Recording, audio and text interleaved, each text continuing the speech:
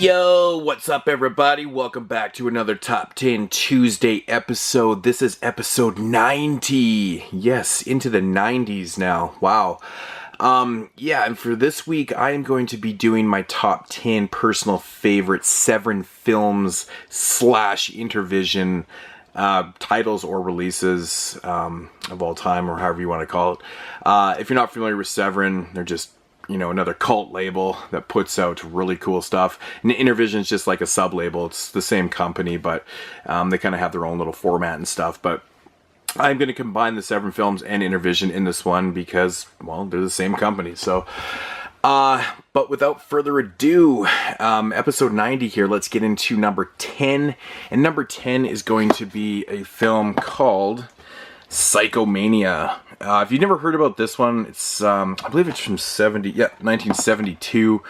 I remember actually this is one of the very first reviews I ever did on YouTube. Actually, that review is no longer on YouTube, but it's a pretty interesting film. There's not a whole lot of these type of biker zombie films out there. I always like this quote at the bottom: "The grooviest zombie biker movie of all of them."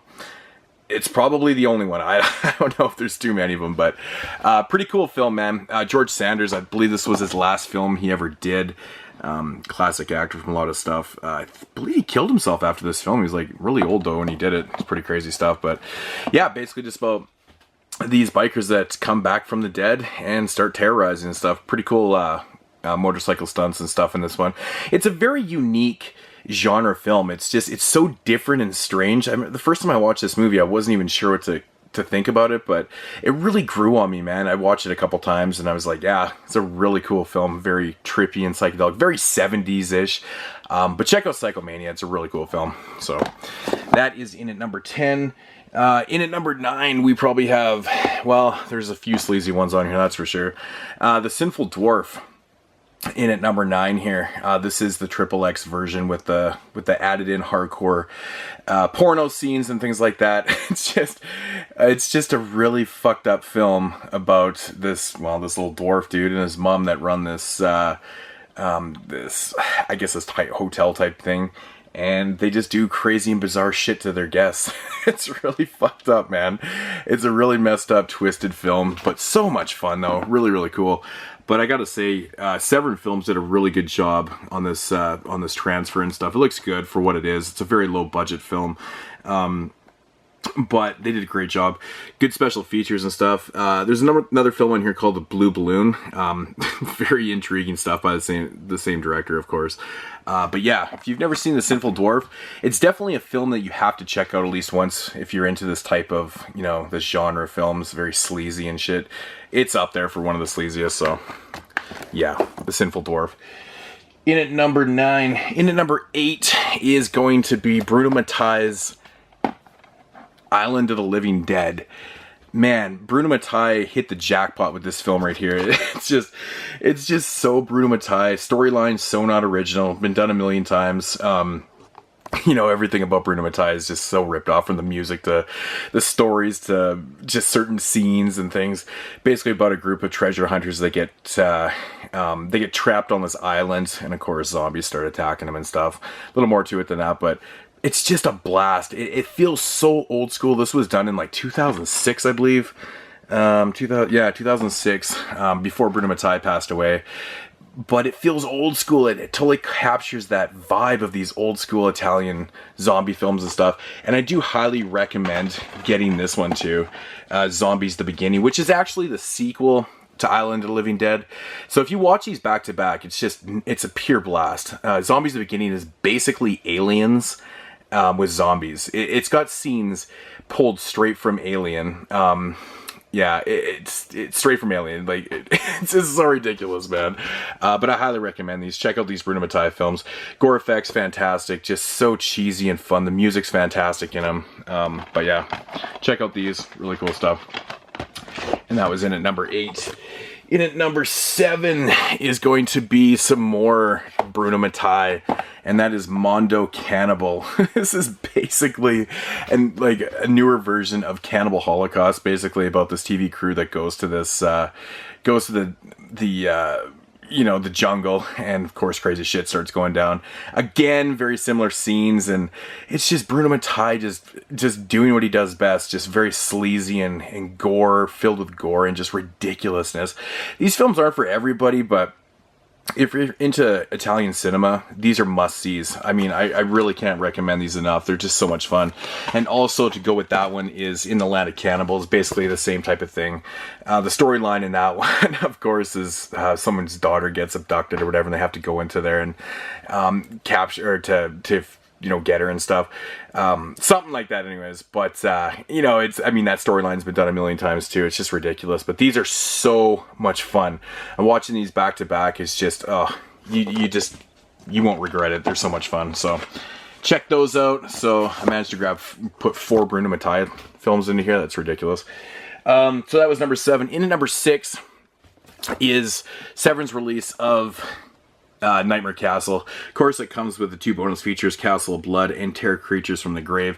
I've actually haven't watched Terror Creatures from the Grave, so I can't even comment on the film, but Nightmare Castle, I'm a big fan of that film. Barbara Steele rocks in that film. Castle of Blood is classic shit too, man. Really, really good stuff. But this is a really good release, man. I mean, 3 films basically for the price of 1, which I really got to watch the 3rd one. I've heard really good things about it, so... And of course, filled with some pretty cool features and stuff. But yeah, if you like these old black and white Barbara Steele films, yeah, you know what you're going to get with these ones, man. 2 really great performances. But yeah, I'm a really big fan of Castle Blood, and the transfer's fantastic on it too. So same with Nightmare Castle, but check them out. Good stuff. Early 60s. And I believe Ennio Morricone, I think it even says on the back, I think Nightmare Castle might be his first score that he did too. But so, you know what you're going to get with the music there. And that was in at number 6. In at number 5 is a documentary called Lost Soul. Yeah, the doomed journey of Richard Stanley's Island and Dr. Moreau. I got to thank my man Derek D. Borgie86 for sending me this over out of the kindness of his heart. But this documentary is just, it's so good. It really tells you everything you need to know about that whole debauched Island of Dr. Moreau thing. If you've ever seen the 90s Island of Dr. Moreau, it's absolutely shitty. It's so bad, but Richard Stanley was supposed to direct that film, and of course he got kicked off it. But yeah, and it just goes through everything that happened, and you know, leading up to him getting kicked off, and then shit that happened after the fact and stuff. It's mind blowing, the shit that went down in this, and everything to do with like witchcraft and all this crazy shit. It's really, really interesting. If you like documentaries, I believe this is actually on Netflix right now, so you can check it out on there if you haven't seen it before. But amazing edition, 3 discs, really good stuff, man. I love it. Yeah, awesome. So that was number 5, Lost Souls. In at number 4 is going to be, yeah, Alejandro Jodorowsky's Sante Sangre. This movie right here, I don't even want to try and explain. It's just on the level of bizarre, like all of Alejandro Jodorowsky's films. If you're familiar with El Topo and Holy Mountain and stuff, this is kind of on those levels. Very, very trippy. But this one is just it's a visual feast. There's so much oddness and strange things that are happening in this film. You can't help but look away, and you just can't help but enjoy what you're seeing. It's so good. It's just such a delight. Yeah, and this one was from, I believe, at 89 or something like that it came out. But Sante Sangre, you got to check it out. Really awesome flick. Yeah, that was number 4. And at number 3, going back to the Intervision label, and we got The Burning Moon, Olaf Ittenbach's classic shot on video anthology. Yeah, what can I say, man? 3 stories. Gore effects are fantastic. This is just brilliant work, really, man. It's just unbelievable, the amount of effort and the effects and, you know, that went into this, because generally people think of shot on video just being like terrible. I mean, this probably isn't everyone's cup of tea either, but it is definitely worth your time. I mean, might kind of persuade you to check out some more shot on videos if you're not 100% sure, but this one's good, man. Gory as all fucking hell. Burning Moon. I love this, man. I've watched this DVD so many times. It's really good. That leg ripping scene I actually use in my newest intro that I use, not on this series, but someone actually asked me what that was from, and one time I don't think I replied because I'm an asshole, but yeah, The Burning Moon, that's where it's from. So check that out. Really awesome stuff. That was in at number 3. In at number 2 is a film called In the Folds of the Flesh. Now, this one right here might be, I'm not even joking, the sleaziest, most bizarre giallo like ever. It's just nuts. This one's nuts. I think there's even a quote on the back that says something like that. One of the most bizarre giallo of all time. It really is, man. This is a crazy one about a dude that gets out of jail and he comes back to blackmail this family because from something that he's seen about 10 or 15 years earlier, something like that. And so he starts to blackmail his family. Well, shit just starts going down. There's some crazy kills in this one. Really bizarre shit. Incest. Just a whole pile of shit. I don't want to ruin anything, but you got to check out In the Folds of the Flesh. It's really on a different level of sleaziness, and it's just bizarre and all fucking hell, man. This one's nuts. So give it a shot. In the Folds of the Flesh. Good shit. If you like your sleaze, yeah, that one's for you. And of course, in at number 1 is on that same level of sleaziness, and is The Sister of Ursula. I love this giallo. It's fantastic. It's so cheesy. It does have its cheesy points, but it's just the weapon used in this is good enough to put it at number 1. It's just ridiculous. I don't want to give anything away, but it's definitely worth your time to check it out just for the weapon reveal. It's awesome. About 2 sisters that go to this resort to get away after their father dies, and then shit just goes down in this hotel or in this resort and things, and a lot of sex, a lot of nudity, just like all these other ones I was talking about, and it's some of the sleaziest shit I've ever seen, which it actually comes from this box set, the Euro Sleaze collection, which totally makes sense, but yeah, so Sister of Ursula, in at number 1, check this out, man. It's really, really fantastic. So, but that's going to do it for the top 10. Unfortunately, I had to cut so many Severin titles that I really wanted to put in here. I had to cut my favorite director, Fulci, The Psychic, out of here. That hurt me. The Baby's a really interesting one, so check that one out. Bloody Moon by Jess Franco. Not a great movie, but so much fun. And then I had to cut out Richard Stanley's Hardware, which I do have the DVD and Blu-ray that because I'm just a greedy fucking asshole. These are really cool releases by Jess Franco. These kind of window box things, but they're not great films by any means.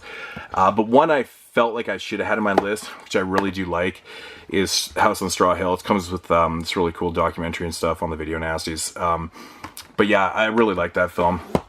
Cool stuff. But yeah. So that is going to do it for my top 10 Severin releases. Oh, and I forgot about the Black Emmanuel box. That's pretty cool. I didn't want to put any full box sets in there, but, you know, as you can see, Severin does have a lot of sleazy stuff, which is right up my alley. Love it. So, yeah. Oh, and here's another one that got cut last minute. This was in my top 10, Bloody Birthday, but I got cut. So anyways, guys, I'm just rambling on. That is going to do it for my top 10. Hope you enjoyed. Let me know what your guys' favorite releases are. I haven't got my Zombie Holocaust yet, or Dr. Butcher MD, however you want to put it, yet in the mail. So it's not on this list. It probably will be because I love that film. It's so bad and cheesy, but that's why it's not on here. I don't have it yet. And yeah, that's going to do it, guys. Check you guys later. See you in episode 91.